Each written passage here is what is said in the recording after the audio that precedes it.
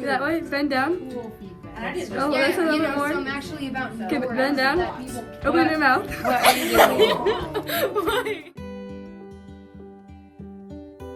She didn't just walk in and light up a room, she lit up the world. She was always smiley, and she had the biggest dimples ever. And it didn't matter if you were, 3 years old or the janitor at her high school. She was friends with everyone. And she took pride in that. It was never quiet. There was always noise and laughter and cartwheels. She's so into cheer, she'd literally do somersaults and cartwheels and like backflips down the hall. We'd give her a new skill to work on, and she would have it by the end of practice. And she was very enthusiastic, and she wanted to show you right away, and she would always say, one more time, just one more time. Yeah, me and Ryan were close because I would take her home from school. I would take her to school. On Wednesdays, I took her to cheer practice. Yeah, we would go to the mall every time I got paid, and I would always blow my paycheck with her. My girls, they wanted to hang out with each other over friends. Yeah, I think she looked up to me. Riley was the driver, and Abby, her friend, was in the passenger, and then Ryan was sitting in the back seat. They get in the car and they start heading home. And Riley's friend grabbed her phone and started playing songs. I got about a half a mile, and there had been an accident down the road which had backed up traffic. As we were coming up over the hill, I saw a white car stopped, and so I immediately slammed on my brakes. But when the next car was coming, the girl was on speakerphone with her mom and was looking down at her phone. So when she came up over the hill, she wasn't paying attention to see that the traffic was stopped. And when she finally looked up and slammed on the brakes, it was too late, and she hit Ryan directly at 34 miles per hour.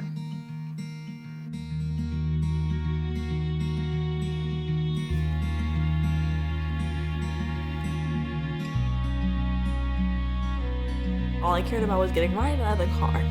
And so she was pressed up against the back passenger seat, and all I cared about was getting that seat off of her.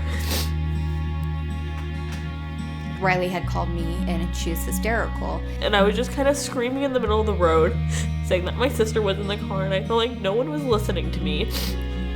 The scene was chaotic. When I ran up, I saw Ryan on the ground. One of the deputy sheriffs calls me, and he tells me that they're life-flighting Ryan. When I got into the emergency room, they let me go see Riley. And when I saw Riley, she was on a stretcher, and the deputy sheriff and the chaplain came. And I'm like, why the chaplain? Because in the movie, you just know it's not good. And I asked, I was like, is my sister okay? And is she breathing? And he said yes, but it turns out she died on impact.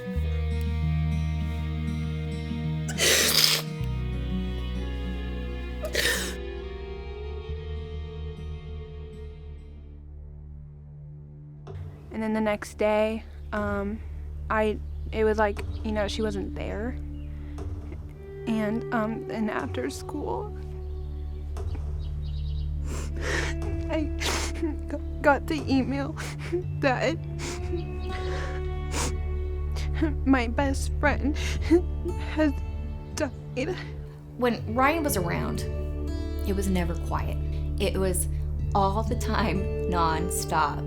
And now it's just quiet. And I don't like it.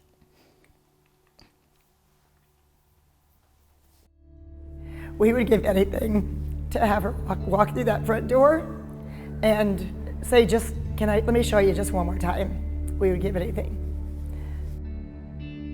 I went to our text messages, and I'll miss her a lot, especially since I didn't get to see her last day. One girl came to the funeral, and she said that she didn't know what to do because Ryan was her only friend.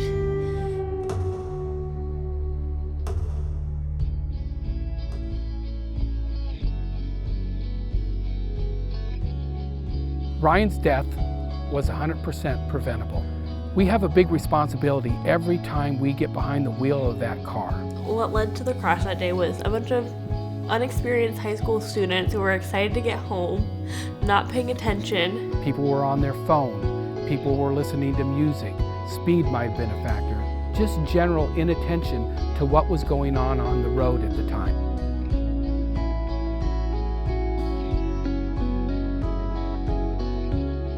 Teens have this invincibility complex or mindset, which I had at one point, where I thought nothing bad could ever happen to me. But it does, and it did. Parents need to teach their kids that as passengers, they need to make sure that that car ride is safe. And if it's not, then they need to speak up. When their head is down on the phone, they're not paying attention, and that extra set of eyes can make all the difference. Just pay attention, speak up, and look ahead.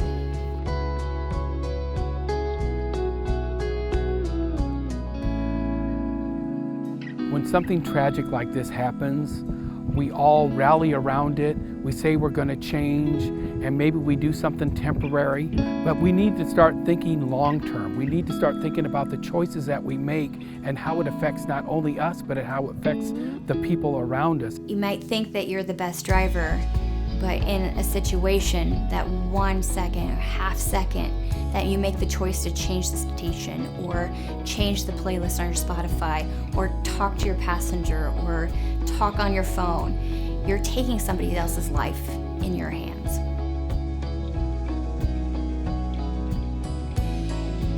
Are you going? No! Are you going? Yes. Oh, this is Ryan from Norris Middle School, and you're Avery, come here.